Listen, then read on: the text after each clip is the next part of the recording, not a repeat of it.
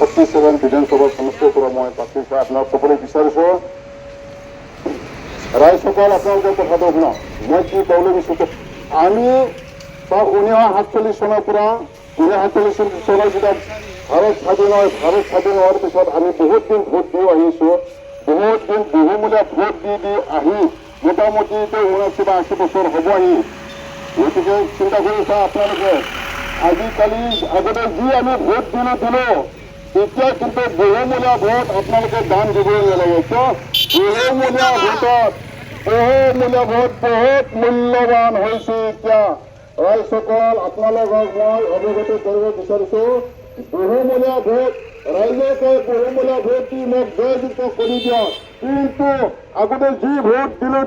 দান দিলোঁ কিন্তু আমি মন্দিৰত যেতিয়া দান দিওঁ আমি মন্দিৰত প্ৰসাদ পাওঁ আমি আশীৰ্বাদ পাওঁ আমি বহুমূলীয়া ভোট দি আজি অন্য নেতা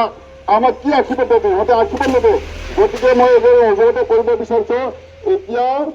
নিজৰ মূল্যৱান ভোট বিৰাট দৰকাৰী হৈছে এই মূল্যৱান ভোটত ৩,৮০০ টকা এতিয়া ৰিজাৰ্ভ বেংকত বনাই আছে আপোনালোকক আজি মই কৈছিলোঁ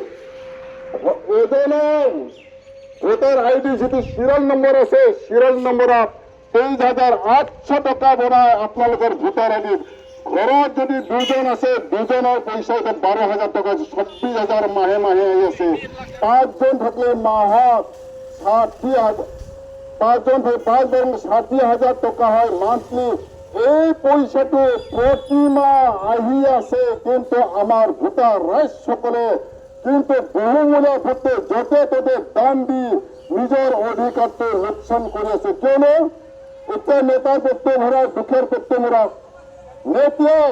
ভোট দিয়াৰ মানে জীৱনত নকয় আজি মই ভোটাৰ পাৰ্টি ইণ্টাৰ্ণশ্বিপত কৈছোঁ মই নেতা হৈছিলোঁ আপোনালোকক ক'ব পাৰে উল্লেখ্য কৰে ক'ব লাগে ভোটৰ মূল্য কিমান এতিয়া ক'ব লাগে ভোটৰ মূল্য 11,900 মোটামুটি 12,000 হৈছে মান্থলি ভাৰত স্বাধীন 1947 চনত ভাৰত স্বাধীন হোৱাৰ লগে 1950 চনত সংবিধান বনায় সংবিধানত লিখি থৈ দিছে ব্ৰিটিছসকলে ডক্টৰ আম্বেদকাৰ লিখিছে যে ভোট দিয়া মানুহসকলে পইচা পাব লাগিব ৰিজাৰ্ভ সংবিধান কোনো নেতাই এতিয়ালৈকে এই কথাটো ঘূৰি কোৱা নাই কিন্তু মানুহ কি বলেছে বজাৰ খোলা যেতিয়ালৈকে ডুমৰি বজাৰ বান্দৰী যেনেকে খেলা দেখায় এনেকুৱা খেলা দেখাইছে মই ৰাইজসকলক কৈছোঁ গতিকে 1950 চনৰ সংবিধান বনাই আমাৰ নামৰ ৰিজাৰ্ভ বেংকত পইচা বনাইছে 1967 চনৰ লাল বাহাদুৰ শাস্ত্ৰীয়ে জিলা পইচা পঠাই দিছে 1972 চনৰ ইন্দিৰা গান্ধী ব্লক বনাই ব্লক লেভেলৰ পইচা পঠাই আছে 1985 চনৰ পঞ্চায়ত বনাই আমাৰ নামত 12,000 টকা এতিয়া আহি আছে ৰাইজসকল কিন্তু কোনো নেতাই নকয় কথাটো আজি মই এই কথাটো অৱগত কৰিলোঁ যোন মানুহে গেছ চিলিণ্ডাৰৰ নামত ভোট দিব এইটো 12,000 টকা মান্থলি আপোনাক দিবলৈ মই তৈয়াৰ আছো 47 মাহত বিধানসভা সমষ্টি মই এই কথাটো উত্থাপন কৰিছোঁ আপোনালোকে গেছ চিলিণ্ডাৰত ভোট দিব 12,000 টকা মান্থলি পাব দিল্লী পাৰ্লিয়ামেণ্টৰ পৰা এতিয়া কৈছে যে আমাৰ দুখীয়াবিলাকৰ কাম নাই মিচিং মজুৰি চেছ কৰি পেলালে আৰু মিচিং আহি আছে কিন্তু আমাৰ গৰীব মৰি যাব আজি মই কৈ দিছোঁ আৰু লেপটপ আমাৰ লিখা পঢ়া কাম খতম কাম নাই কিন্তু আমি আমাৰ জীয়াই থকা ৰাস্তাৰে আজি মই 47 মাহত বিধানসভা অশোক গড়ে আপোনালোকৰ গেলা বুলি এই কথা কৈছে নেতাই কিয় কোৱা নাই ক'ব লাগে না নেতাই কওক এই কথাটো কি সিহঁতৰ পেট আছে আমাৰ পেট নাই এতিয়া পেট নাই নেকি ক'ব লাগে নেকি কওকচোন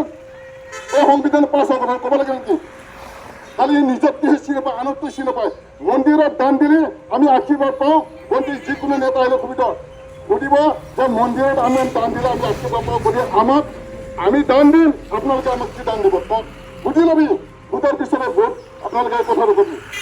মই দান দিম মোক কি দান দিব কিন্তু এতিয়া বহুত মূল্যৱান এই টকাটো পালে আমি ঘৰ বনাব পাৰিম ল'ৰা ছোৱালী পঢ়াব পাৰিম আমি সুখ শান্তিৰে জীয়াই থাকিব পাৰিম গতিকে চিন্তা কৰি চাওক এজন মানুহে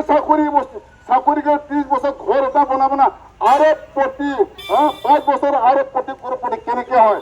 চেণ্টাৰ ৱাজত পইচা আহে মই আজি কৈ দিলোঁ আপোনালোকক চেণ্টাৰ কোনো নেতা জীৱনত খুলি নকয় আজি কথাটো কিন্তু আমাৰ দুখীয়া শ্ৰেণীৰ মানুহ চাই থাক মই মিছা নকওঁ এইদিনৰ পিছত নিজৰ চলি কৰি বিক্ৰী কৰিব লাগিব কাম দাম নাপাব চকুৰ পানী টপ ওলালে আপোনালোকে ৰেহাই নাপাব কিন্তু মই আজি এই কথাটো কেন্দ্ৰিত হৈছে অৱগত কৰিছোঁ অন্য 4জন কেন্দ্ৰিত পাৰে কওক আপোনালোকক। গতিকে এইখিনি কয় মই নিজৰ বক্তব্যটো ইমানে সামৰিম।